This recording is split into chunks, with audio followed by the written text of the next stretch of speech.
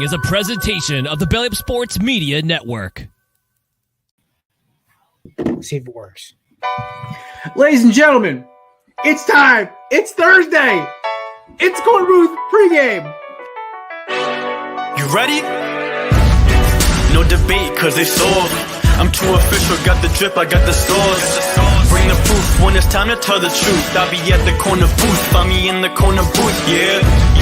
Still standing and defiant. Slay the competition, cause I'm walking like a giant. Bring the proof when it's time to tell the truth. I'll be at the corner booth, find me in the corner booth, corner booth.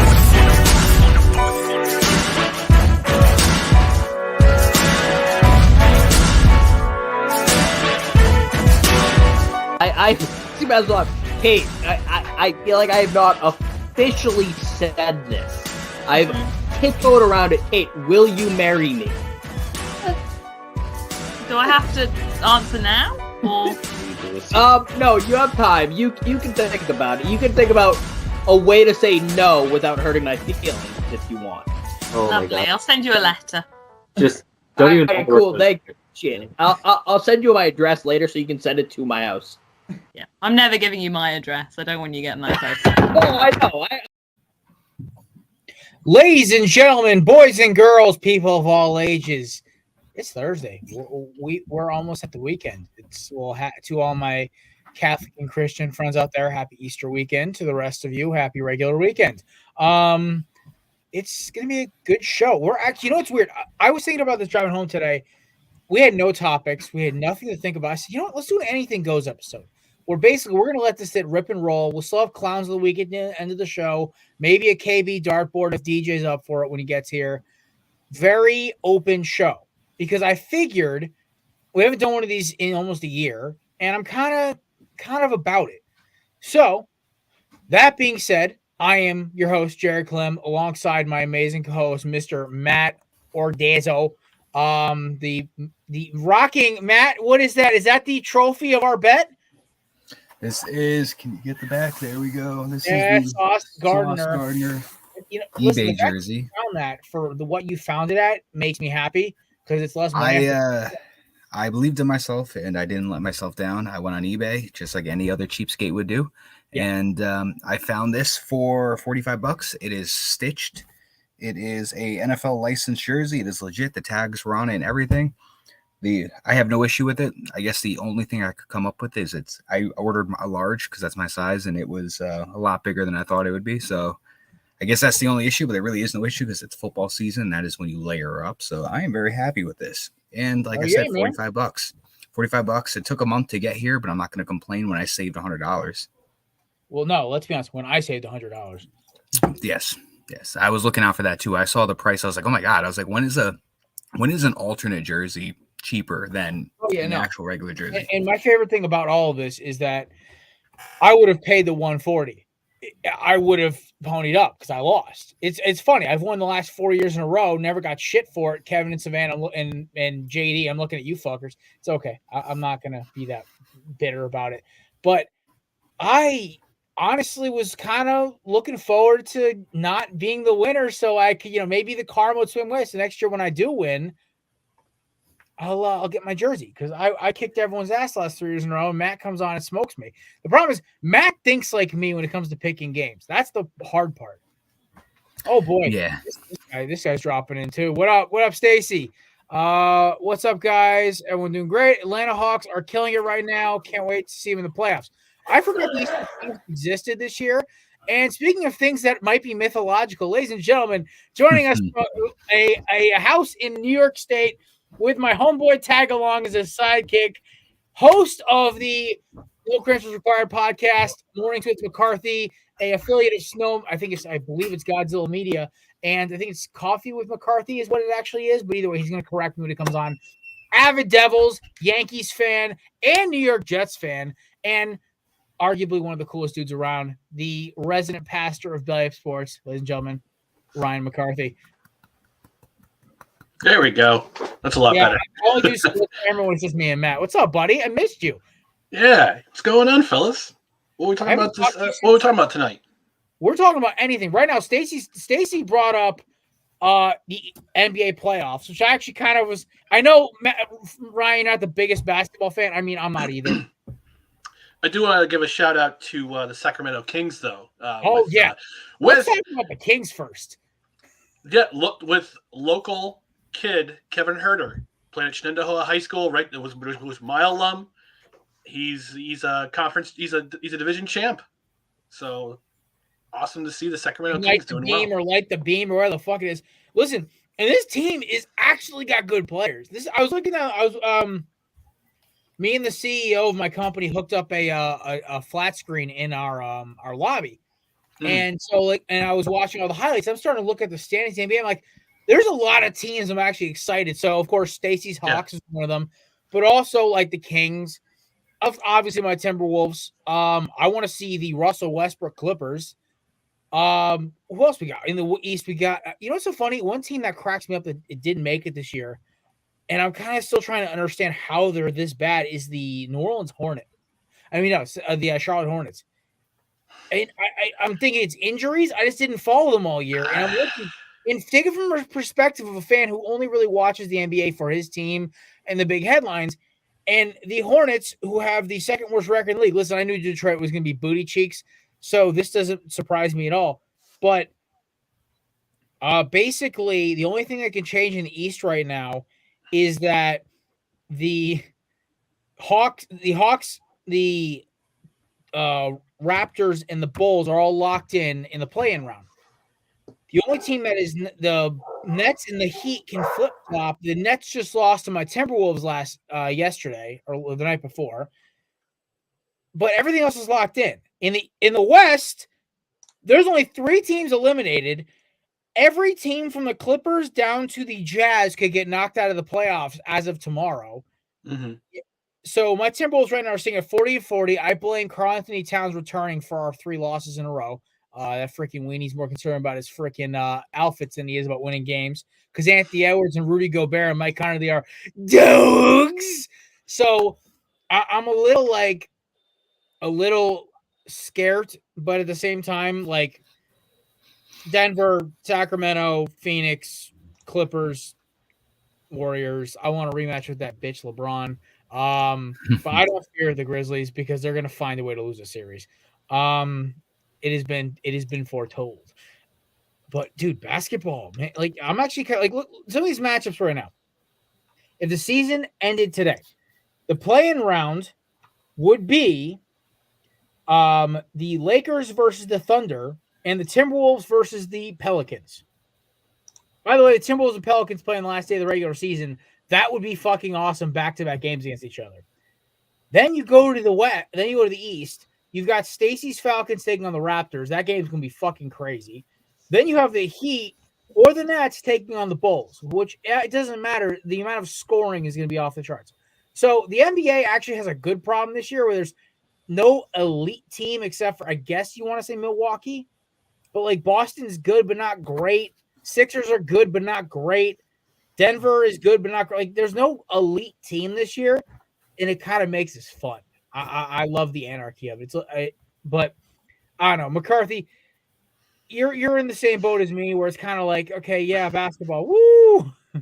But I don't know how you like. It's a nice little kind of extension. I know you got NHL playoffs starting, so I feel like that's going to be crazy. I think both these leagues are going to have crazy playoffs. It could be. I think it could be one of those. I mean, with the NHL, everybody's saying Boston. Shut up about Boston. The playoffs are a completely different animal than the regular season. Okay. Mm-hmm. Name me the team that last won the President's Trophy and the Stanley Cup in the last season. I'm not asking you guys in general. I'm asking the audience without looking it up. But the NBA seems wide open. The NHL seems pretty wide open. I think it's going to be a crazy playoffs for both leagues, which means it's going to be a whole lot of fun. Why I love this, and I was looking at this, my Penguins are not eliminated. They're going for that last playoff spot against the Islanders. Mm-hmm. And I'm kind of like, I don't like this. And what I love, I didn't realize the NHL season is going longer than the NBA season for the first time ever. I've never seen it start this late. And I kind of like that it's going a little later in the year. Yeah, it's it's gonna be fun. I'll have to keep my eye on the NBA playoffs for sure, just out of curiosity, for curiosity's sake. Knicks are plus 10,000 to win the finals. Oh, drop a quick $10 on that. You never. Yeah, drop a quick $10 and watch it burn. My Chicago Bulls are like 1,800 or 18,000 odds, I think it is. But by the way, check out our boy Stacy's pod. He was on the show last week. By the way, folks, if you are a Belly Up personality, Belly Up writer, this is what the Corner with Pregame is about. We are having beers with our friends at Belly Up, of course, of our host of No Credentials Required, Mr. Ryan McCarthy. Ryan, you're going live at 8, I am told, right? Yes, sir. Check in my homeboy Dustin out. They are going to be going live. What are you guys talking about tonight? By the way, check out Stacey at Morgan Man Podcast. By the way, they're doing a bunch of Call of Duty stuff now that season 3 is almost here. So we're talking Major League Baseball opening week. Okay. We're gonna do our overreactions after week 1. Diamondbacks winning it all. Let's go. We're gonna talk about NFL, free agents, some NFL news, and we're gonna come up with I came up with an interesting topic of discussion. If you could go back in sports history and reverse one thing, whether it be an event or a play, what is the one thing you would reverse? The outcome of the 2015 Jets Buffalo Bills game in the last week of the season. Oh, that hurts. Could we have converted could we stopped a couple 4th down conversions by Tyrod Taylor? That would have been a big one. Yeah, could we not have had Ryan Fitzmagic become Ryan Fitztragic and throw 3 picks? Yeah, that's few. Don't get me started with the 2010 and 09 AFC Championship games, but you mean the entire second half of the 2009 AFC Championship and the first half of the 2010 AFC Championship? Is that what you mean, man? Good times. Good times. Oh, the pain. Do you have anything to say to the fans out there that think that there's any other team besides the Jets that are going to be in on Rodgers? Yeah, stop. Shut up and stop. The Jets are the only team he wants to play for. He said it. He's put on record. He wants to play for the Jets. Okay, so somebody correct me here. I'm not the New York sports media guy. I can't stand 80% of New York sports media. My good friend Craig Carton, what is he talking about? What is he blown out of his ass with this 49ers shit? Isn't Carton a Jets fan? Yeah, Carton likes to be the guy that doesn't go with the popular narrative. So if he's right, it's like, you should have listened to me all along. I was a genius with this. That's the motto. I think I don't know what he genuinely thinks. I just know he likes to go against the narrative because he just wants to be different. And it's just one day it's going to hit and he'll be right and it'll be the best thing ever for him. But he just is a firm believer that they're not getting Rodgers. And I know he's not a Jet yet, but I also know that he's on record for saying he doesn't want to play for the Niners. He's not going there and he has a no trade. So he has to approve the team. He's already approved one team. Can we stop? Listen, the Niners have a great defense, but can we also not forget the fact that Kyle Shanahan's a dick, and it's well documented he is. He is a weird motherfucker, and he's a dick, but he's a good coach. I'm not going to act like he's not. So no disrespect to Shanahan on that aspect. Do I think personally he's kind of a dick? Oh, yeah. But I'm not going to be like, you can't play for him. It's like, no, Rodgers would never get along with Shanahan. Rodgers and Saleh, him and Big Bob would get along famously because Bob's fucking nuts too. You see freaking Bobby Saleh with his God, his polo at the my God. On the golf course. Oh, by the way, I'm not playing the Captain Lou ad because I know he pronounced it wrong. But by the way, folks, if you like great looking golf gear, you should check out MaulerBros.com.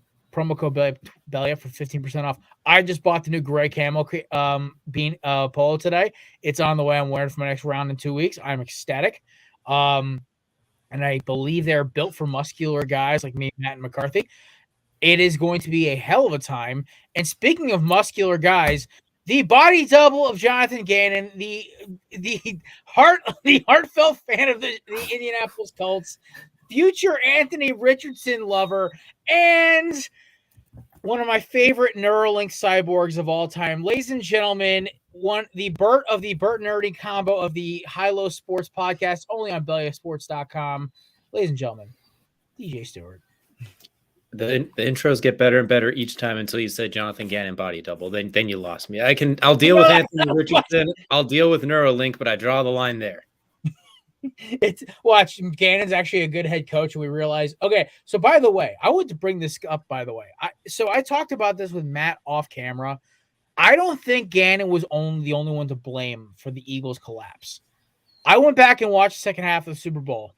I was talking to our director of day-to-day operations at our manufacturing plant at our quarterly luncheon last week, and I said, "Did you realize during that game that Chauncey Gardner-Johnson was out of position 40 times, but you only saw about 20 of them because he was able to catch up? Those two wide open touchdowns where it was literally like Sky Moore could have walked into the end zone. It was like a whip route or whatever the hell it was. I looked at the same play. Where is number 23? Completely out of position, not covering anybody on his side of the field. I was like, huh. It's almost like maybe Howie knew something the rest of us didn't figure out yet. Now, I love CJ Gardner-Johnson. I really do. I think he's a top 10 safety in this league when he plays at his best. My biggest problem is that he is overly aggressive and his technique and his coverage skills are raw. And I think that's why the Saints let him go. That is my thought process here. Now, do I think I got to ask my boy Frank as a Pittsburgh fan, what the hell? Why did they let Terrell Edmonds go? On tape, Terrell Edmonds looks like a great safety. So you put him and Reed Blankenship together, they might actually be a good combo, or they go draft Brian Branch at 10. But if Jalen Carter is not sitting there, if Jalen Carter falls to 10, y'all are dummies. You just let Jalen Carter, Fletcher Cox, Milton Thomas, and Jordan Davis all sit in one defensive line group. That's a fantastic name, by the way. Milton Thomas. Milton Thomas. I love that name, Milton. Yeah. It sounds like a guy with a monocle with a bunch of money in his hand. Yeah, he's just a jacked hybrid D tackle that is just like a monster. And it was funny, that viral video of the Eagles scout quitting in the middle of the draft room. That was because they drafted Milton Thomas, even though he's been a great mid-round guy for us. Because guys, Howie knows better. That is, I honestly, Matt, when we're gonna start doing merch again during the offseason, Howie knows best actually might be on the one of the first shirts we do. I like that one. Howie knows best. And then when the Jets land Rodgers, then we can make a shirt that says Joey D learned his best from Howie or whatever. We can figure something out with that. Something like that. We'll figure out the Jets. We can get Howie. Listen, Howie's face here. I know Howie Roseman actually went on Jason Kelce and Travis Kelce's podcast. He was awesome. I highly recommend that interview. When his voice can get a little irritating, I'll acknowledge that right now. But you also have to realize he is one of the smartest fucking dudes in the planet. You're like, oh fuck. And the story about him getting fucked over by the whole T.O. situation his first year in the NFL front office is hysterical. Here's a good one. What if from our boy Brent over one of my favorite Canadians over at 1420 podcast? What if Packers tell Rodgers he isn't going to be a Jet because the return isn't big enough? It is very simple. They pay Aaron Rodgers $60 million this year, and then they bench him for Jordan Love. Fucking bullet. That's a 50 cal BMG, baby. That ain't no 9mm pea shooter slug. That's a fucking heavy round. Oh my god! I think he's the highest earning quarterback this year, with his current contract. Yeah, I think he's owed what $50-something million. Is the full 60 he's owed, or it's 60 if he gets he sits it?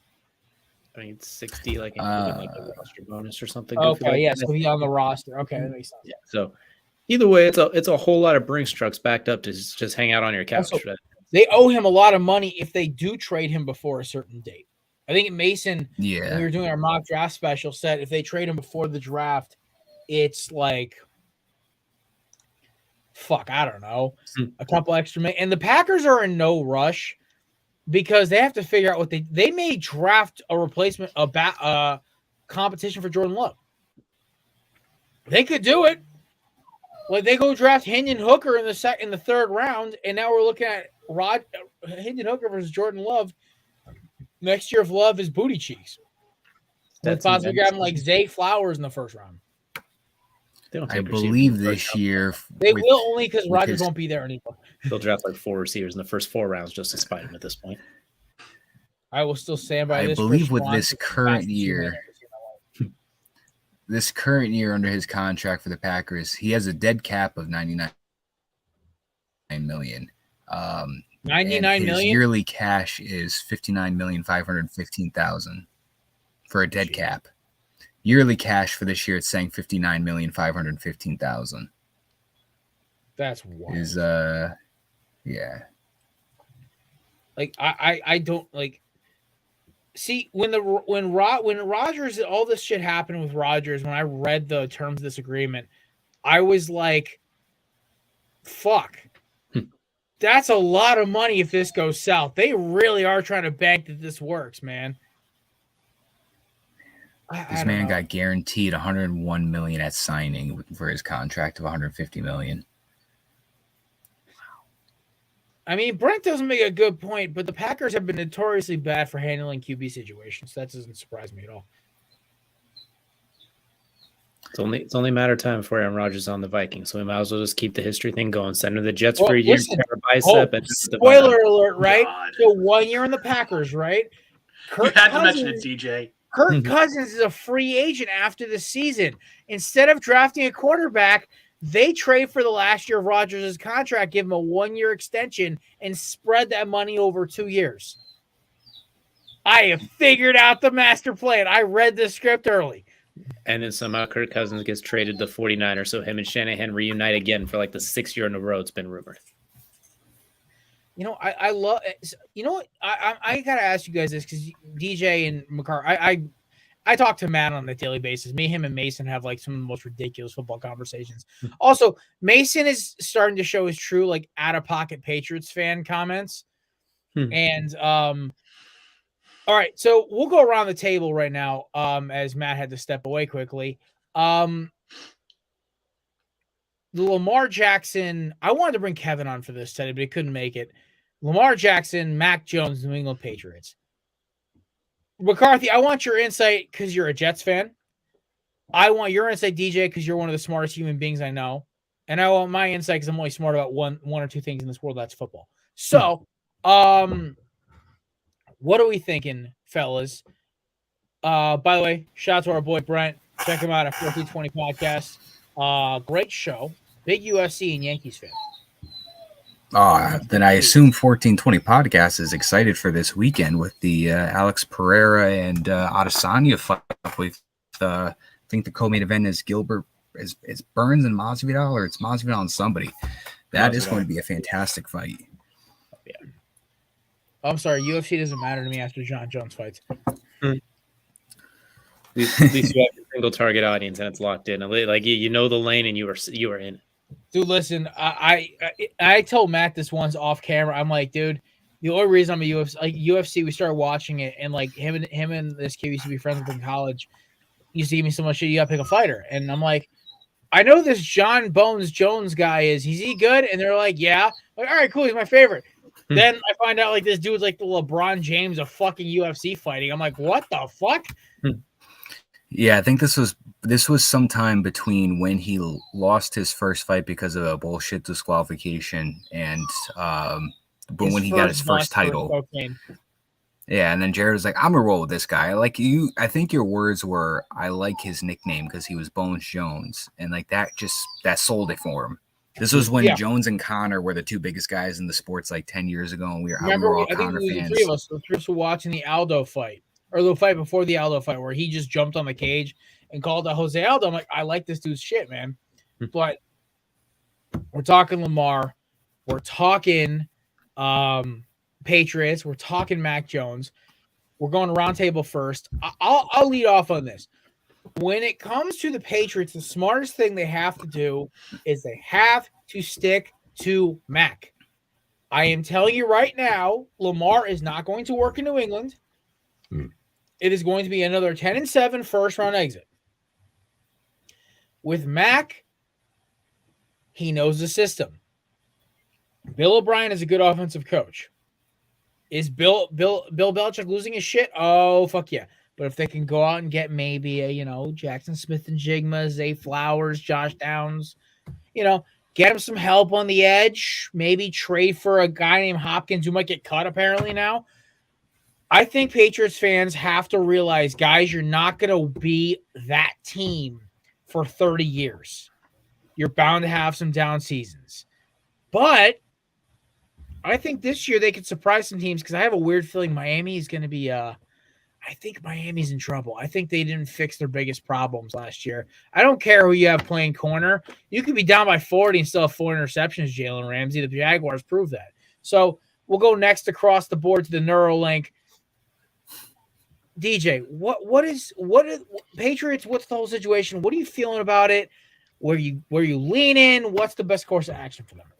If you could get Lamar, that'd be great. However, you're really not going to get him. And on top of that, Kraft's kind of basically saying, well, Meek Mill, of all people, told me that Lamar wants to come here. Knowing Bill Belichick, that means he's not going to even try because he has that full control. He's got a little bit of spite in him too, so it's not going to happen. Mac Jones is your guy right now. You invested in him. You brought in an offensive coordinator he's familiar with. Go get Quentin Johnson. Get him a big body guy where you can just say, screw it, he's out there somewhere. Give him something. Like you have Juju in the slot now and a couple of tight ends. You got Tyquan Thornton last year who can run a straight line as well as anybody. Bring in a big body. Give him someone to just say, he up there somewhere. He just throw it up, throw an alley-oop to on occasion. Make his life a little bit easier and tweak up the offensive line a little bit. They kind of just let people go and try and plug and play. And, well, it's kind of deteriorated a little bit. But give Mac a second year with an actual offensive coordinator, not the Joe Judge, whatever mess that was last year. Like, my goodness, you might as well. The only thing more embarrassing was Jeff Saturday being a head coach, but that's a whole nother issue. That was an absolute clown show last year. So give him a chance, give him an offensive coordinator, give him a big body guy. You have, 5 running backs at this point now as well, too? Like, you had a deep running back core. Just give him a chance with an offensive coordinator. He's not going to be confused with Patrick Mahomes or Josh Allen, but what are you going to do? Start Bailey Zappi and watch his passes get batted to the line? I mean, good luck at that if that's the case. But you're not getting Lamar.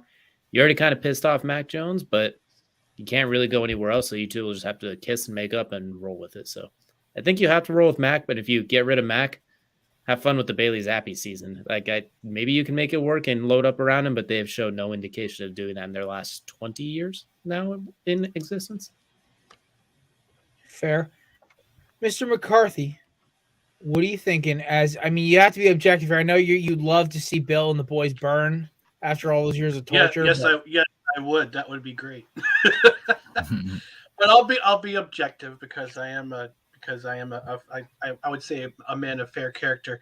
The Patriots have already gone on record and saying they're not going to pick up Lamar Jackson. The money they're asking for is too much. They don't want to give up 2 first-round picks. That's too much draft capital, and I know how much Bill Belichick loves having those picks in his back pocket and making those really weird, and also making those really weird offhand first-round picks that turn out to be pretty good, with some exceptions. At the end of the day, I think Lamar is going to wind up sitting out the year. I think Lamar, either that or he'll get traded to a team like the Colts. Or I know DJ's probably having a coronary right now when I say that, but that seems to be the one team that could possibly trade for him because of the picks they have. They have a top 5 pick this year in this year's draft, and who knows what will happen in the next year's draft. So, and Baltimore is always looking for a way to stay competitive. Baltimore is one of those franchises that they're just a model of consistency. So, and they always have good roster turnover too. So, it's just he's not going to the Patriots for sure. I think Mac Jones and Bill Belichick will mend their fences. They'll mend their fences and remain good neighbors until Belichick decides not to renew his 5th-year option as rookie contract and move on and try to sign somebody else. Like a good neighbor, D-Hop is there. So I don't know. It's not an untenable situation in New England, but at the same time, it's like it's it's like watching an old statue rust in a way. Fair enough. All right, Matt, last on yours, and then I got some. We got some news to talk about. What do you got for me? What do you think about this whole Patriots situation? Well, with Mac Jones, like I've been saying before on the show, I don't think there's really anything wrong with the guy. I know he didn't have a great year too, but like I said, I mean, when you give a second year quarterback after they just went to the playoffs his rookie year, you give him a defensive coordinator to call his offensive plays, and you give him a special teams coach to be his quarterback's coach. There's no success in that formula, and that proved to be accurate this season. So I think the fact that they went out and got Bill O'Brien for him, his former college offensive coordinator, I think that shows me that they're trying to fix their mistakes from last year and roll with Mac and just give him an offense that he's familiar with, which I think is the right thing to do. Like I said, I don't think anything's wrong with his play. I just think you can't succeed with a defensive coach being your offensive coordinator. So I think the solution with them is take the big best wide receiver you can get at pick 14. If that's Jackson, Smith, and Jigba, or if that's Quentin Johnson or Say Flowers, whoever's there for you, go get the best one available and just give him that person to work with Tyquan Thornton and with Juju Smith-Schuster. And then you got Ramondre Stevenson. They still have Hunter Henry, and I think they signed Mike Gesicki. So it's not a horrible offense. I mean, if you put all those together, it should be a serviceable 9-10 win season if they can get everything going. So I think, they should, if there's any beef or bad blood between the two, they should really squash that. I feel like that Bill O'Brien hire is going to squash that because you're giving him something that's going to be familiar with. With Lamar, I think his best option right now, I think he's just staying with Baltimore. I don't think he's going to get moved. I don't know if he'll sit out. It hasn't shown well when players sit out for that year and then they come back next year. They're usually not on their complete game. And Kelsey, yes, this is my new Sauce jersey. It is a beautiful stitched, cheap $45 eBay jersey that I love and would definitely buy more of these again if I could find that price. But yeah, I think Lamar stays in Baltimore, and I can't tell you if he's going to play or not. That's up to him. But he deserves better. We'll put it that way. He deserves much better than what he's getting right now. And wherever he goes, I can see, like McCarthy was saying, the Colts would be a great fit for him, I think, with that offense. TJ wouldn't hate that.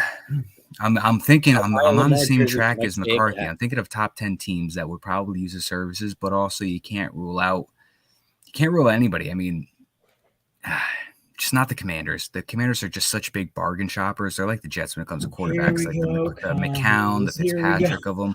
Let me get like Heineke and Wentz and Brissett. And yeah, so guys, it's a Sam Howell experience, and we're all living in it. I don't trust what Sam Howell. He does not eat steak. I don't trust him at all. You never knew about that? He says the only protein he'll eat is chicken. Yeah, he's a square. Yeah, he's a square. As I sit next to a pot of carnitas that I just cooked that's cooling off. Yeah, I'm not rolling with fucking Sam Howell after that. By the way, if you want some good insight about trading Mac Jones, Caleb McChesney of Belly Up Sports has a really good article about. Ooh, that was a good read. I actually happened to watch it while I was sitting, waiting to punch out on the punch out clock. I was reading. I was skimming through it while Matt was giving his. What do you think is his best absolute value right now? Like, if somebody was to trade up straight up for Mac Jones, like, what would the draft pick or what would it be right now, you think? I think a third or fourth rounder. Yeah, me too. I was saying the same thing. A later second, like a Tampa Bay second, maybe. I feel like you can get a team like the Raiders. Like, if they didn't have Jimmy G for that 3-year contract, I could see them being the team that's like, all right, here's a second, like a late second or something like that. But I could see a third. I think if the relationship wasn't worth mending, I think I could see Bill just dumping him off or whatever and just cutting his losses, being like, I'm the best coach in the last 25 years. I don't care if I look like an asshole for drafting this kid at 13 or whatever it was and then trading him for a third, but I can see that. So like, I know McCarthy, I know you got to roll soon.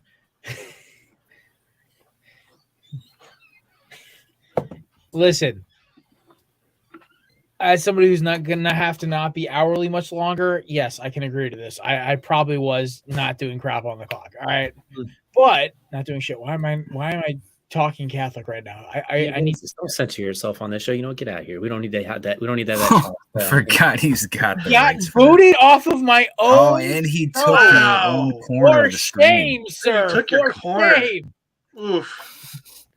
I will be damned if you're going to censor yourself on this show. That's a heel move right there. I'm sorry. I'm used to talking to these soccer moms who come in looking for like pavers and bluestone and shit and mulch, and I'm like used to dealing with like wholesaler builders and contractors making big money moves, like selling like $5,000 worth of product in one contract, like $100 for shipping. That's so expensive. I'm like, and then they'll call back a half hour later. Is my slot that I asked for still available? I'm like, no, I sold it. What? And like, I get the whole ringer. I was telling our head of HR today at this work function, and she's looking at me like they really call and ask. I'm like, 3 times a day. It never fails. I get 3 people go, that's so expensive. Then they hang up, realize every company costs that much for delivering a full truck of mulch. They call back, is it still available? No. And they hang up instantly. Usually I don't even get like I get just a click, and I'm like, son of a bitch, man, who raised you people? But McCarthy, I know you got to run. Quick, drop a hot baseball take based off this season so far. Brian Reynolds is the early NL MVP. Ooh, I like that. There you go. All right, ladies and gentlemen, check him out. No credentials required. Him and my boy Dustin are about to go live at about 8 o'clock. But maybe stay at the show till about 8:15, then rip off to them. But yeah, send them on over. Send them on over. Come on over. Yeah. All of our 4 viewers. After the show's done, come on over. Yeah, come on over, and I'll probably drop in for a comment or two while I'm drinking beer and eating food. Ladies and gentlemen, the holiest of us, the pastor of Valley Sports, and one of the best dudes around, ladies and gentlemen, Ryan McCarthy. Gentlemen, have a great night. Take it easy. Woo! Now I can fucking curse. Also, I don't think it's Bailey Zapp season. I literally think that was a flash in the pan kind of shit. I really do think Bailey Zappi was flash in the pan. I think he's going to be the Patriots version of Mike White, where he steps in every now and then, has a couple really good games, but once you give him like his own like feature of like, let's see if you can be the guy, he's probably going to get hurt or something, and they're bring Mac back in. Smack his head on the ceiling of his potential. I can't, man. I can't. Like I try to like. What is it with the NFC East, AFC East quarterbacks? Besides Josh Allen, they're all a bunch of fucking memes. Every single one of them. Let's go down the list of the memes that are the AFC East quarterbacks. You have Mac Jones, the most out of shape quarterback I've ever seen in my life. Worst who is getting benched for his body double in Bailey Zappi. And then, Hefty lefty. I forgot about him. Rest in peace. Then you have Tua Tagovailoa, whose brain is basically crushed jelly at this point. Then you have the ghost of Mike White. Rip. That's not in Miami. And then you have Captain Ayahuasca and Aaron Rodgers possibly. Oh, or cancellation, you have the MILF hunter, Zach Wilson. Who said, I'm going to give whoever they bring in hell this offseason. So I guess we'll see how that's going to go. Sure you are there, pal. Aaron's like, hey, Sonny, sit down here. Let me teach you about some not throwing interceptions, okay? Oh, I love the compilation video. Or my favorite, the fact that like the Patriots literally put up 13 points to still beat them. Yeah. It was a kick return. Was it even 13? It might have been 10. It was 10-3. It was the final score. It was a baseball score. Oh, by the way, yeah, because you texted Moneyball today. Amazing fucking movie. That's a great movie. I love Moneyball. It actually is what got me into watching NFL film, because I like to think I look at things from a different perspective. At least I look for different things than what's generally looked at with scouts. So, well, Zach Wilson's competition is going to be Tim Boyle for the QB2 job. They just signed the backup quarterback of Aaron Rodgers the last year or so. Badass motherfucker from UConn, Tim Boyle. We're doing this. I love Moneyball because it makes me forget that the Oakland Athletics are actually a really bad baseball team.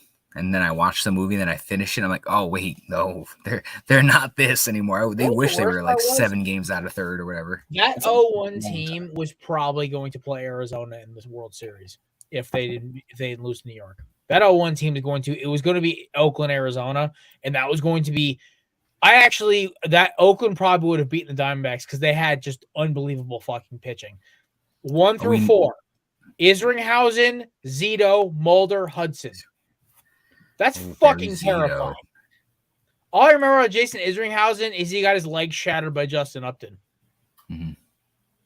We can't ignore the fact that we can't ignore the fact that the Diamondbacks took the World Series from the Yankees during the 2001 9/11 season. So don't throw that at us. Tell Mo not to fucking hang a cutter to Luis Gonzalez. It's not me saying that Arizona might hate America. I don't know. That's the most Boston Red Sox answer I've ever fucking heard. The original commies, unbelievable. Oh, Jesus Christ! Listen, don't hate us because we have. Speaking of commies, Bianca and I were driving back. We were in North Haven driving back home from something, Connecticut, and we passed this guy's house. And I'm like, what is that? It was a big Russian flag with a giant, like I'm talking 30-foot steel statue of Vladimir Putin. I almost admired it. I was like, I kind of respect this. I don't know who made this, but they took a lot of care because you could tell from like 100 yards away that that's Putin. But like, why? I didn't ask. Why? There was nobody home. There was no car in the garage. I was like, I'm not gonna knock on the door. There's nobody home. Plus, that might have been the story of how it ended up there too. If they're that dedicated, they're probably going to answer the door with a machete or a 9mm or something, and I'm just not about that answer. No, they're communists. They're going to answer you with I can't. Can I say? They're going to kill me, then ask me when I'm doing it. Or what? They're gonna answer it while throwing back some vodka and some potatoes. Yeah. They're going to shoot me, and then as I'm dying, they're going to be like, what's your purpose for being here? I'm going to be like, your dog was loose. Oh, sorry, thanks. Boom. Dead. Go get the dog, bring back inside. I don't know. You know what's so funny? Now we have my favorite part in TJ, me and Matt were talking about this on Monday because Monday was kind of a slow show for us. And we brought up the fact that, like, legitimately, this is the part of the year where usually I almost took today off. I almost texted you too, and I'm like, fuck it, guys. Let's take a night off, right? Because the headlines of this part of the year from about now until the week before the draft are fucking stupid. Like, I gotta give a shout out to my boys over at Craft Brew because they and you guys over at High Low, because you guys put together actual content between March Madness being over and literally some of the worst bullshit. And then we have the draft. That's how this week goes. That's how this month goes. April is the weirdest fucking month to do a podcast. I thought March was bad. March, at least we have March Madness. We have MLB previews. You have NFL free agency. But like April's almost as bad as February, man. It's like, fuck. April's weird because you have the NBA postseason. Like, you kind of look at it like awards, things like that, kind of. But and football related, it's basically rumor mills or something changes every day. 1 minute, the 1 second it's Anthony Richardson won, then it's Stroud, then it's Young, then it's Jalen Carter's out of the top 10, then he's in the top 10. It changes by the day, so it's kind of all a pile of shit. So it's my favorite's the Stephon Diggs rumors that pop up every fucking year like clockwork. This dude must literally just his agent must literally just say, "Hey, let's fake a trade rumor. Let's see if we can go trending again." It's pretty much what this time of the year is. It's like, let's fuck around. Every year for the last 3 years since he's been on the Bills, Stephon Diggs to the Cowboys. You know what gets me through the slow time, the slow off season is anything that involves Frank the Tank from Barstool. Dude, can we talk about the fucking Edwin Diaz thing with him and SVP? I wanted to hit that fat bastard down a flight of stairs. I was like, bro, do not talk about a man's kids. Never talk about a man's kids. Okay. No, yeah, Frank went overboard with that one. So can I say how I love that the Mets are gonna be average?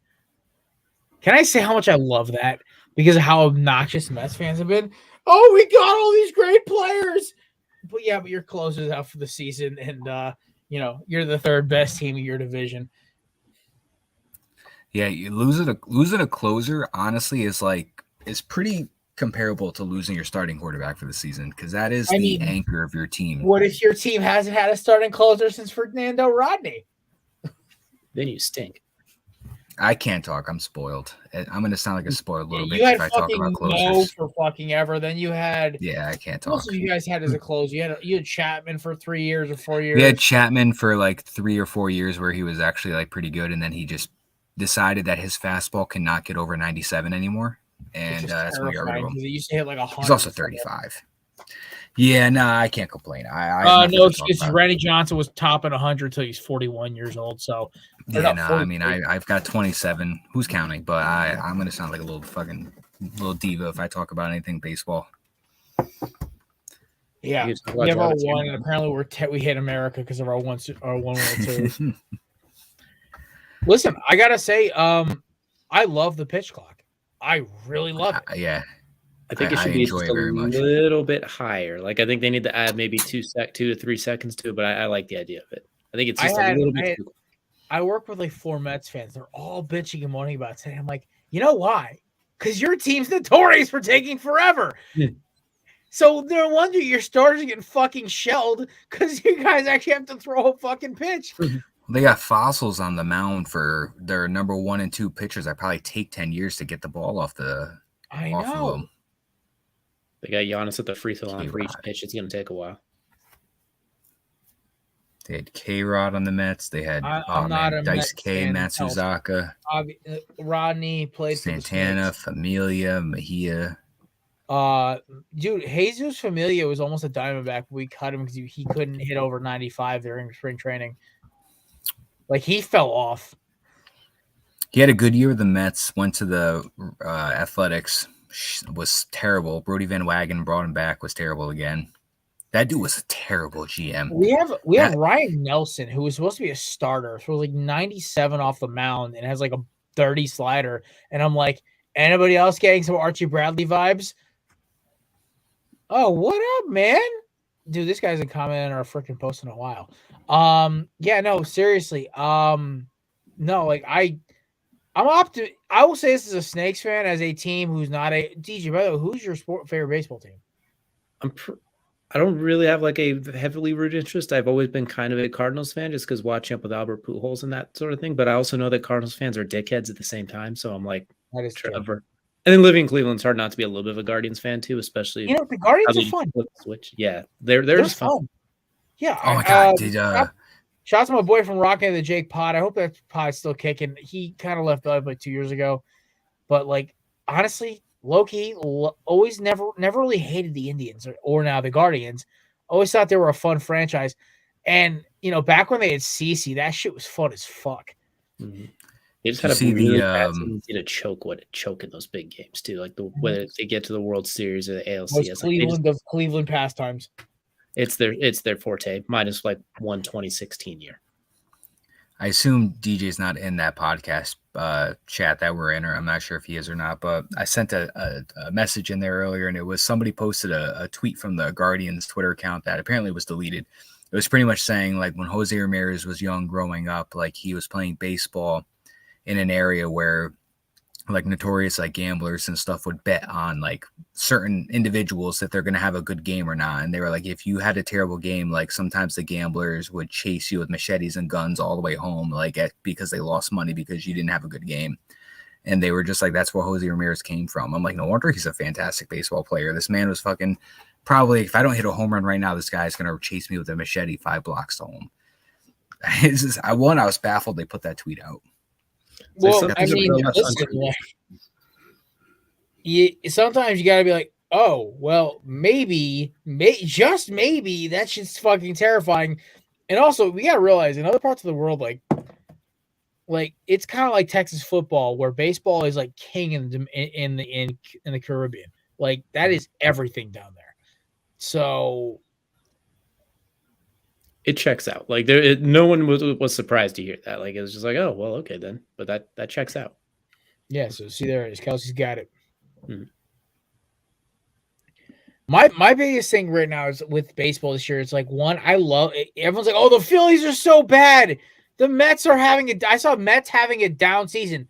Bitch, they're 3-4. It's been a week. Like it's been a fucking week. This is why I love baseball season, because baseball writers get so bored for the first 2 months of the season.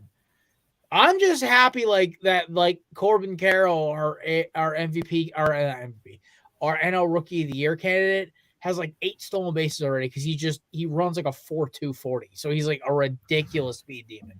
He also has like a dinger too, which is great. But I love the energy. I love being a team that's like on the rise, but not like there yet. Kind of like last year's Orioles team, where it's like, oh, these boys can play a little bit. It's like it still kills me though, being DJ watching fucking Goldschmidt hit bombs for the Cardinals. So I'm like, that was my dog, and the cheap ass Diamondbacks couldn't pay because of fucking Yasmani Tomas, that fat fuck, lasted one contract and ate his way out of the league. He Eddie Lacy'd himself out of baseball. Eddie Lacy, that's a name. He has Dude, the greatest spin move in Eddie, baby. history. Ate his way straight through. By the end of his career, he couldn't even spin. Oh my god, it cracks me up. Like I love I love seeing him hit home runs for the Cardinals, and Cardinals fans loving it. But it's just like I see it's just pure sadness. But like I love his backup, the guy who actually ended up coming in because Walker's like a 30 home run a year guy, and he's like a Gold Glove first baseman. So it's like, okay, life could be worse. But how long do we think the Los Angeles Angels are going to maintain first place until they blow it? I'd say mid-season. I think they're going to hold it for a long time. They might actually get the wild card. I think this is great, but the Oakland Athletics are only a half game behind Houston in the DJ standings. blink twice if Kelsey broke into the room.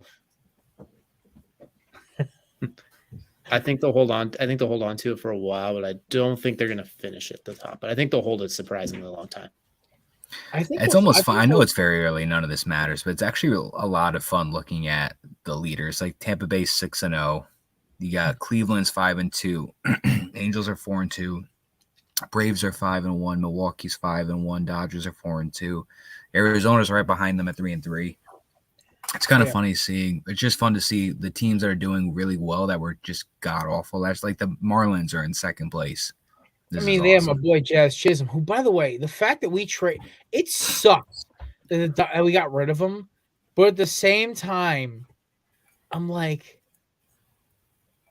I love Zach Gallen, man. Like, that's my dude. That dude's a strikeout machine when he gets going. But listen, the Marlins are a team that hold on to their good players or their semi-alright players, and they trade away and they rumor to just deal all of their good people. They deal everybody, and they like, why is Garrett Cooper their first baseman, and he's been their starting first baseman for I don't know 2-3 years now. This is why I love playing the show, because I learn about these players who I had no idea fucking existed.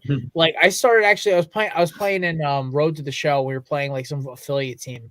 So I'm a third baseman for the Diamondbacks, and I'm like, I know who you are because of your fucking your prospect page. I know who you are, you motherfucker. Now I know which team we're playing. It is really kind of cool watching this shit. But like Jazz Chisholm. Also, by the way, Jazz signed a Jordan deal, by the way, which is why it's funny. You don't want to know my franchise team. You ever just beef up your franchise team? Like I have, my roster is wild.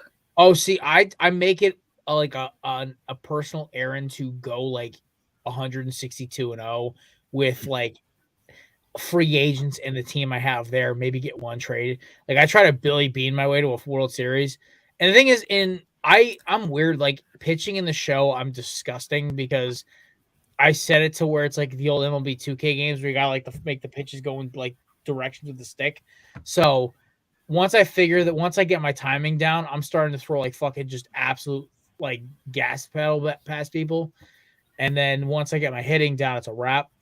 But I cheat. I use directional hitting because I just don't have the patience or the stick ability to drop the bat to the area. I want to learn how to do that, but like right now I'm trying to build my superstar guy up. I don't love it.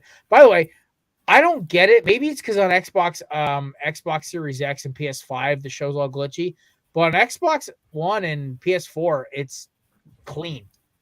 It's a little glitchy during loading screens, but besides that, like it's a great game so far. Sometimes sometimes it gets a tad bit glitchy when I'm pitching. My team that scares the piss out of me is the fucking Tampa Bay Rays. Oh yeah, of course. I fucking am terrified of these dudes. Up Randy Rosarena, fucking Wander Franco, that pitching staff. I'm like, oh god. they're a special team, and I credit a lot of their success to Kevin Cash because I think Kevin Cash is a fantastic manager. But they don't pay guys, and they just get rid of guys like Snell and Charlie Morton and Kiermaier and Meadows. They just like dump them all off, and they still are in it every year. And they don't pay anybody. They have a very low payroll. They just make it work. They have a good culture. They have good coaching. They have bullpen days, and they just get it done. And it's just an insane team that they just fundamentally play very well, and they win a lot of games. A lot of respect to Tampa and Kevin Cash. You know what's crazy? If it wasn't for him mismanaging Blake Snell, the Dodgers still wouldn't have a World Series since 1988. Fuck you, Kevin Cash. Listen, the Dodgers are like the Dallas Cowboys of baseball. They are literally nobody unless you're a Dodgers fan, you don't like the Dodgers. I don't know. I think you can make the Yankees. No, because the Yankees got all those. Yankees are a meme.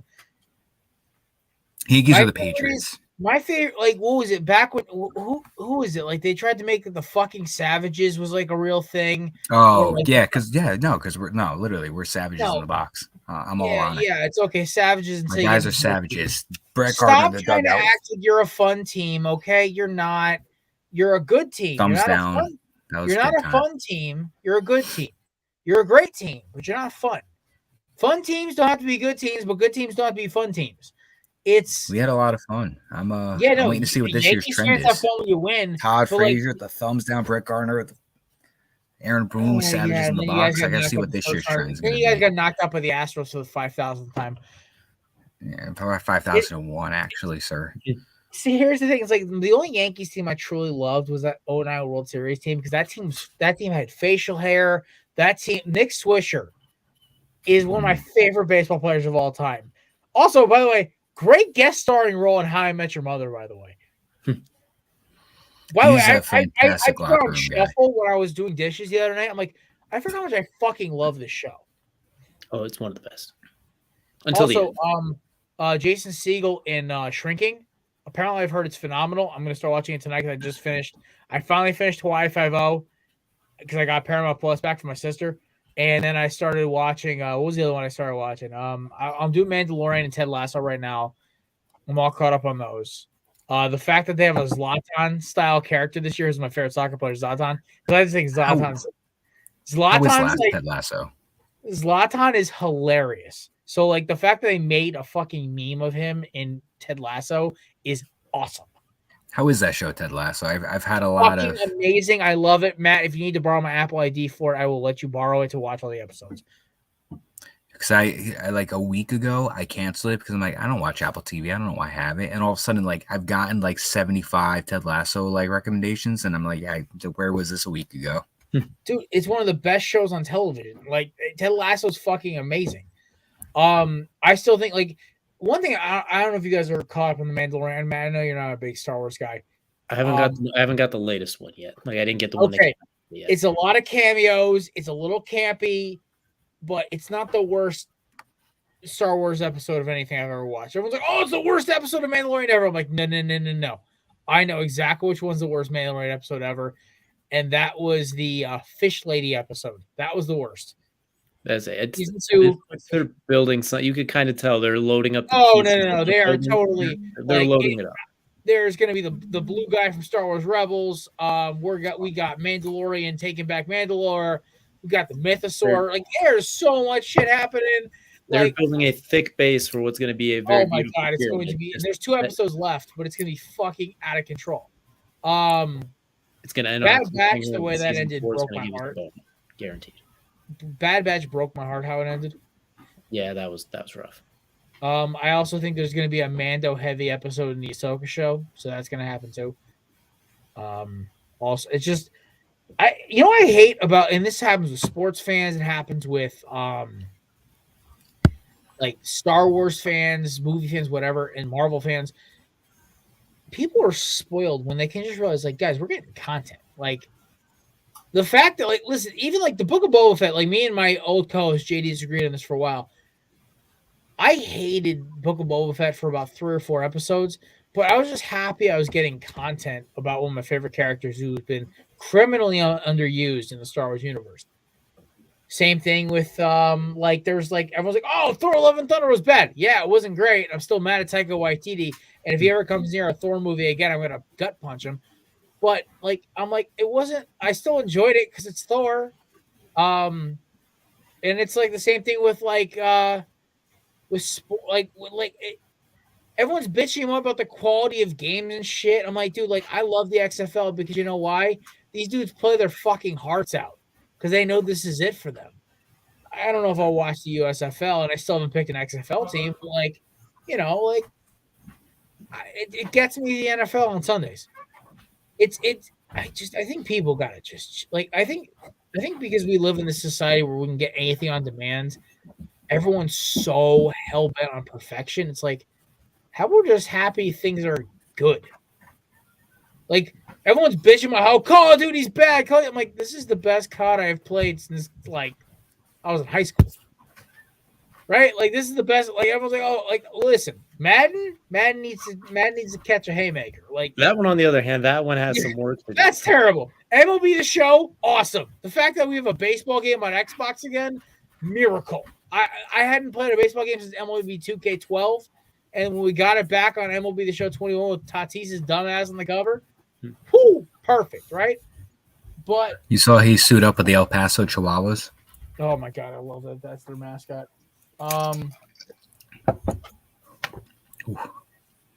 Thanks, Dad.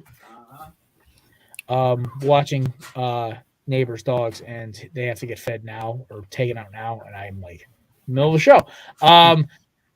But I just, I don't know, DJ. I don't know if you noticed, like Star Wars. Like I love watching how like I don't know if you're on TikTok at all because I know like for like you guys gotta have something for High-Low Sports, right? It exists, but I'm not the TikToker. The group Kelsey's more the TikTok guy. He's the Matt of our show. That makes me so happy that Kelsey's the TikTok guy. For some reason, why is it? Because Kelsey's my grumpy old man friend. It's an ironic twist. Yeah, ironic. I mean, but like, wait, who's older? You're older. No, Kelsey's older. Right? Yeah, he's older. Yeah, he's a grumpy old man. Yeah. Yeah, I love it though.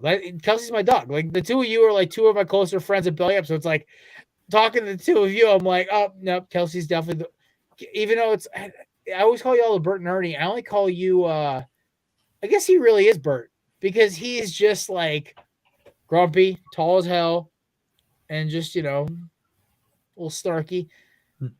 But you're too smart to be Ernie. This is why this combo don't make sense. We'll work on it. It'll be like we'll workshop it. I don't know. We got about a half hour left. I want to do some clowns of the week. You guys ready for it? I got a couple. We'll see if anybody Jaw has been the king for a month and a half. Let's see if anybody can dethrone the great John Morant. He has been the king of this for years. He hasn't gotten outvoted yet. So, Kelsey, I know you're watching, so in the comments, let me know if Jaw's getting the throne this week. Ladies and gentlemen, brought to you by the amazing folks over at eatsofficial.com. It's official time for That's a clown question, bro. stuff.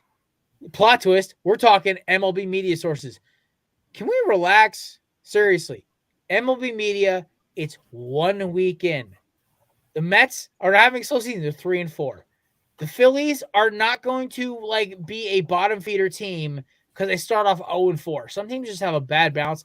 In the Texas Rangers, the Baltimore Orioles of 10 years ago, or the Angels of 5 years ago, or the A's of a couple. It's just, guys, one bad team starts off hot every year. Texas will fall apart as they always do. They haven't been good since Josh Donaldson.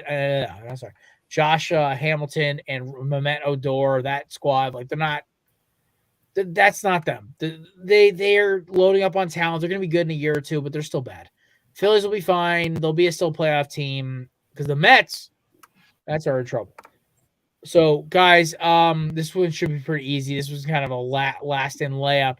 Are MLB announcers and commentators and pundits, the MLB media, are they dethroning Jaw this week? Because Jaw's been rolling King Supreme. They're not going to overthrow, but it's getting closer because he's been at the top so long and he hasn't done anything reckless since. He's just kind of still living there off of his credentials. But I think the MLB media, as you agreed as well, too. It's been a week. There's a billion games to go still. We can reel it in with just a little bit of everything. Just look at like, oh wow, they're 0-4. Why are they 0-4? Now, oh my God, they're 0-4. The world is falling down. Quick, sell everybody. Get rid of everything. Like, reel it in. Let's take it easy. At least get to 2 weeks before you start panicking, not 1 week. You know what? I gotta agree with you, Matt. Any case for the MLB media personalities, or are we still stuck with Ja for I think another it's week? very hard to top Ja with everything that he's had go on in the last handful of months of his career. So I'm going to stick with Ja for this one with this matchup. All right, I got another one for you. Everybody who is shit on Russell Westbrook, including the LA Lakers, the Clippers have now won 11 straight. They are now cemented as a top 6 team in the East. I mean, the West. Yeah, directions, right? Russ has been very close to the center of this. He has been very instrumental with him, Kyrie, and Paul George. Kawhi, sorry. Wrong KY name. You're thinking of Kyrie, not KY jelly. I'm running out of gas. DJ, can you tell? Can we? I want to take a shot at all NBA media and players who shit on Westbrook. Dude gave 110% effort, and dude finally got into a situation where he has 2 guys who work with him who don't need the ball off the dribble. I mean, off the possession to be primary, like to be winners. Kawhi can catch and make a play. Same with PG. And Russ kind of likes that, having the ball. And, oh, wait, don't look down. The Clippers are actually a good team. I think Westbrook got a raw deal for the last 3-4 years of his career. I think the Lakers are an abomination of an NBA franchise right now. I cannot wait till LeFraud leaves. And him and all of his bullshit goes away, because he's ruined some great players' careers. And Westbrook was almost one of them. I love seeing him get a comeback. Are NBA personalities plus LeBron and the Lakers up for Clowns of the Week? Gentlemen, any case for them?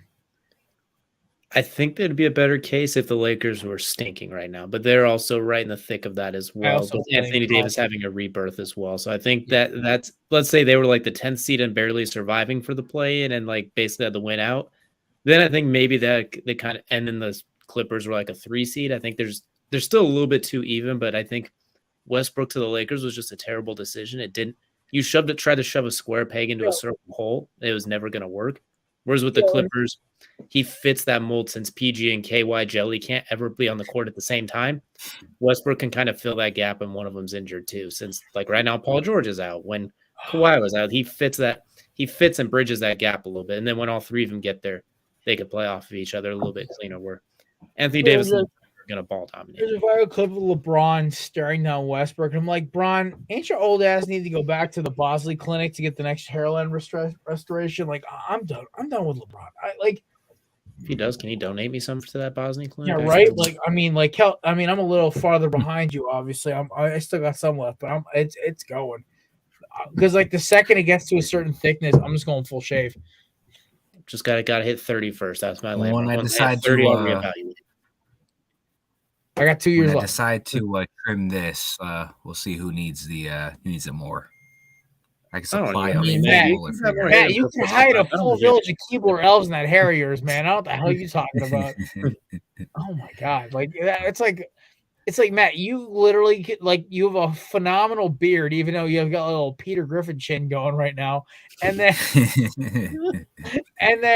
you got literally archer hair where you literally can hide weapons of mass destruction up in your head of lettuce right there.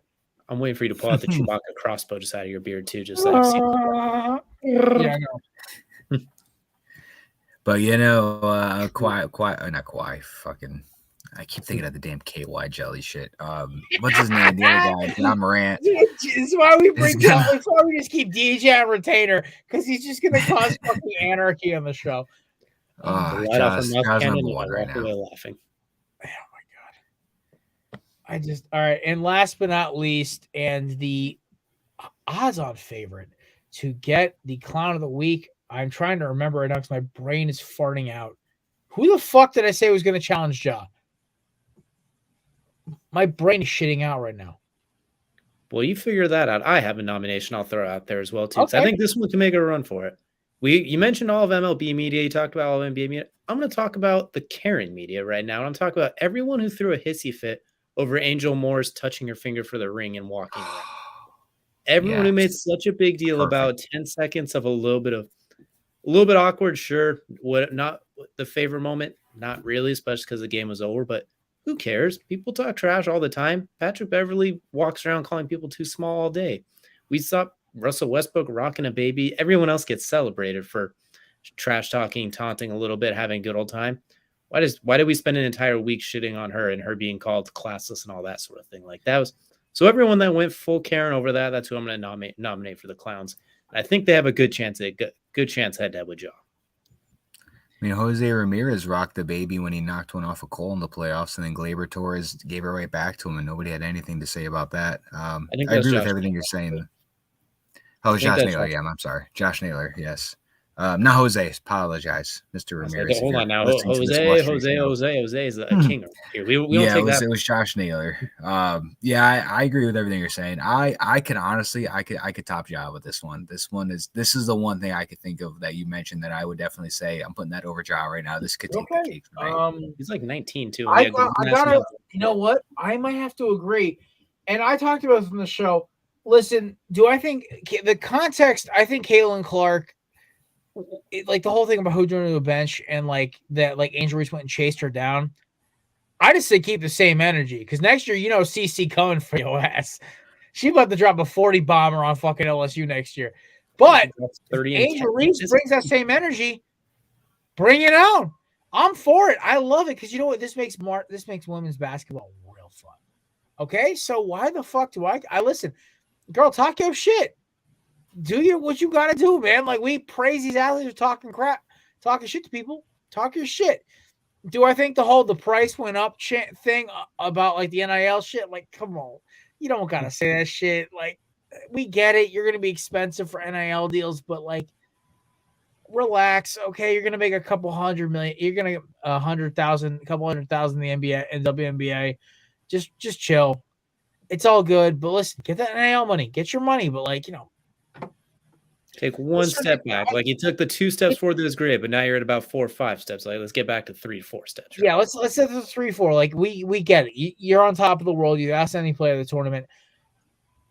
I'm gonna have to give it to DJ here. I think Ja's been finally dethroned. Karen Sports Media. I'm looking at you, Keith Loser Oberman. Literally the one elderly sportscaster I've wanted to Motley Wop for years. And he admitted afterwards he doesn't even watch college basketball too. It's like, well, then why did you contribute in this situation? He's the worst baseball writer I've ever seen in my life. When he had the ESPN show, I watched it for a week, and I was like, oh my god, you suck. And they started talking politics. I hated him even more. Women's Final Four was more interesting than men's Final Four. Thank you. Men's Final Four sucked this year. Okay, first of all, like the men's basketball. Listen, I loved seeing all these Cinderella stories, but like, guys, we finally had another year where it's like, okay, maybe the March Madness can get bad some years. There is always a double-edged sword to March Madness, and this being this year. Listen, I guarantee everyone would have loved to see like North Carolina get in as like one of those last 4 in, or you know, have Kansas get in, or Kansas make it past the first fucking round, or freaking Virginia. A lot of these schools get the perennial powerhouse schools get past the first, second, or even get in the tournament. But we got fucking Princeton and Fairleigh Dickinson and San Jose State and FAU. It's like, guys, at a certain point, like, if it's one underdog, that's no shit. One upset's okay. 2 great. 3, 4. Now we're looking at like, come on, guys. Like, I just feel like after how amazing last year's tournament was, this year was kind of like, I think what made it weirder too is the upsets were defensive teams too, like that just clamped up, so it wasn't quote unquote pretty to watch. Where it wasn't like the ones where they just shoot the absolute lights out and upset the team too. It was like very.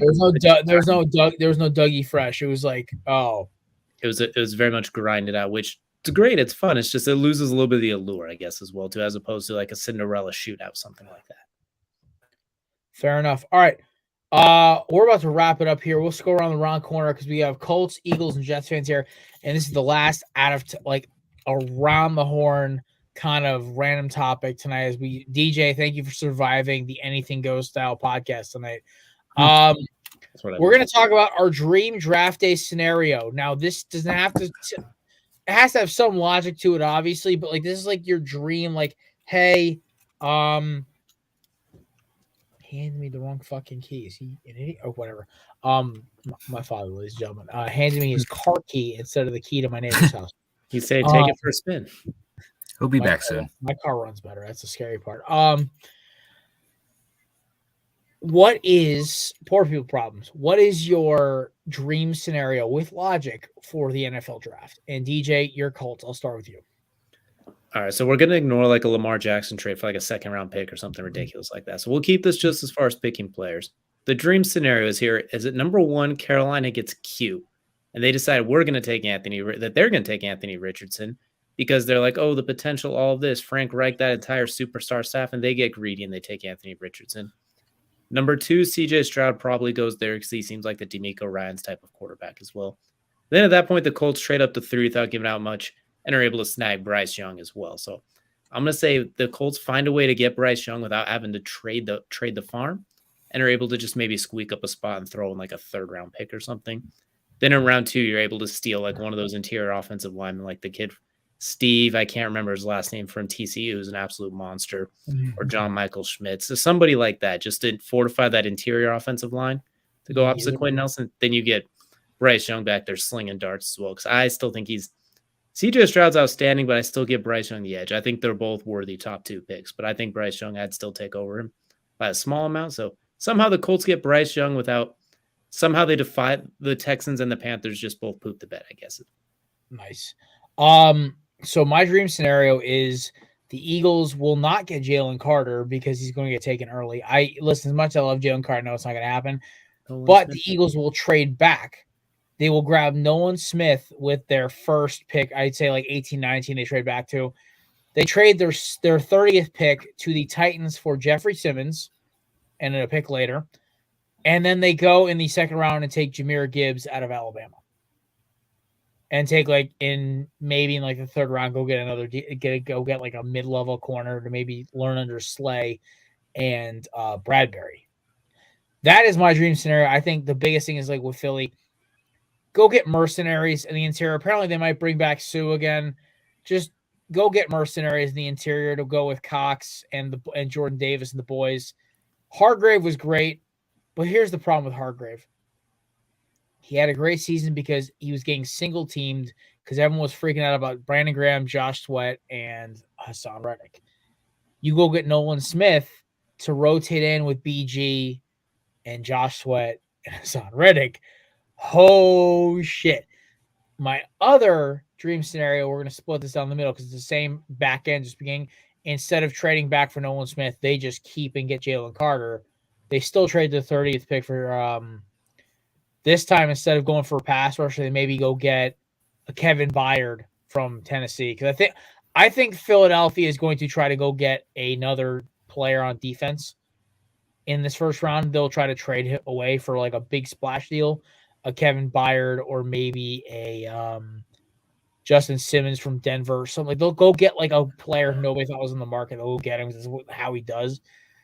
And then they will either that or they'll take Brian Branch. They'll try to trade up to Brian Branch like 15 or something to try to double up. But that's the way they roll. Howie's now in the okay. We have our base. Also, Jalen gets his contract. I've heard a lot of Mahomes style deals where it's very team friendly, and I'm like, That just fits Jalen's MO, so I'm okay with it. Just lock my boy up so I can go get that number 1 jersey with confidence. Also, bring back my dog, Rodney. It's his jersey back there. Let's get him back off the Colts. I have a number 1 jersey if you need to borrow it. I think sorry, I'm only here for league MVP runner-ups, not rookie of the years. All right, well, maybe we could talk in a few years. Korner. My absolute dream scenario would be, I guess realistically, not like it's unrealistic, but the Jets have 2 second-round picks, back-to-back second-round picks. I would love for them to take the compensation, whatever it would take, move up maybe 3 to 5 spots, and go take a falling Jalen Carter and pair Jalen Carter up with Quentin Williams and Carl Lawson and Jermaine Johnson and Jonathan Franklin Myers and Bryce Huff and everybody we have on that defensive line. And that would be my dream scenario for the first round pick. But we're not, I don't really think we've really traded up. No, we've traded up. We've traded back into the first with Joe Douglas, but we've never really originally traded up from our first initial pick with him so far. But we stay where we stay. Best offensive tackle available at 13, whether it's Peter Skoronski, whether it's Paris Johnson, Broderick Jones, best one available at 13. Go take Jack Campbell in round 2. Best defensive tackle with your second round pick, and go get that safety from Georgia with your 3rd round pick. That'd be my dream scenario if they stay where they are. But we'll love to see them make a move, maybe move up 3 or 4 spots or so, take Carter and pair him up with that defensive line. I think we would have one of the best pass rushers in the league if you could pair Carter up with Quentin Williams and everybody else. Robert Saleh would be salivating with Jack Campbell, especially in the second round, having him in the middle of that defense. My goodness. All right. Last call here. We haven't done the last call in almost 2 years.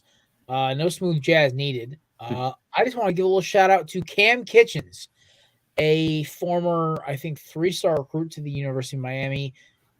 He's a sophomore. He just made his first All-American team. He got his banner in the rafters today. Congratulations to Cam. Led the NCAA interceptions this year with 6.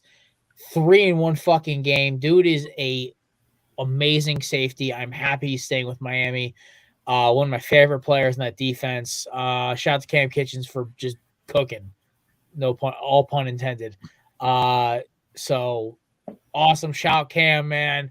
I love seeing like some of these guys, like first All-American we had besides Jalen Phillips since I believe Devin Hester or Antro Roll. So congrats, dude. Well-deserved. Arguably one of the best safeties in the nation. I'm really happy you are going to be a part of this Miami program for another year or 2. Hey, Eagles, maybe wait a year and go get him in the first round instead of Brian Branch. But yeah, no, love it. Shout out to Killer Cam, number 2-4 on the Miami Hurricanes. Cannot wait to see what you do this year, my man. Miami going to be a we're not going to win the Coastal, but fuck, we're going to be a problem to put away. So with that being said, DJ, where can our amazing fans find your content? They can find us almost every Wednesday at 8 p.m. Eastern time as well, too. We go live with our show. Didn't go in yesterday. We had some things come up, but pretty much every Wednesday you'll be able to catch us there, or you can catch us on all of your favorite podcast apps as well, too. Afterwards, we do have our NFL Draft Prospects Big Boards coming out here within the next couple of weeks as well, too. We rank prospects 1 through 50, putting some polishing touches up on those, so keep an eye out for those on bellyup.com.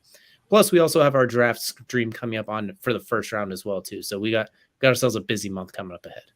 Nice. And Matt, you can find me and his content with our boy Mace at Corner Booth Pod on every fucking website. We're also going to be dropping new Game React series where Mason, myself, or Matt will drop like a 10 to 15 to 30 minute reaction to big games, big events in sports. Look out for that. But that being said, shout out to our official sponsors, easyofficial.com, promo code Corner Booth for 10% off. Mahler Bros, official sponsor, Belly Up Sports and the Belly Up Podcast Network. Promo code Belly Up for 15% off. Candidates.com, promo code Belly Up 20 for 20% off. Best dip alternative on the market. And, of course, True Classic Tees for promo code Belly Up Sports for, I believe, 20% off. Ladies and gentlemen, we appreciate you stopping by. We will see you on Monday for, I believe, part 2 of our mock drafts, and we start talking edge rushers and linebackers. Should be a good time. For myself, DJ, Matt, and of course, Mr. McCarthy, and the rest of the Belly Up crew, appreciate you stopping by. We'll see you on Monday. Thank you for stopping by. Peace.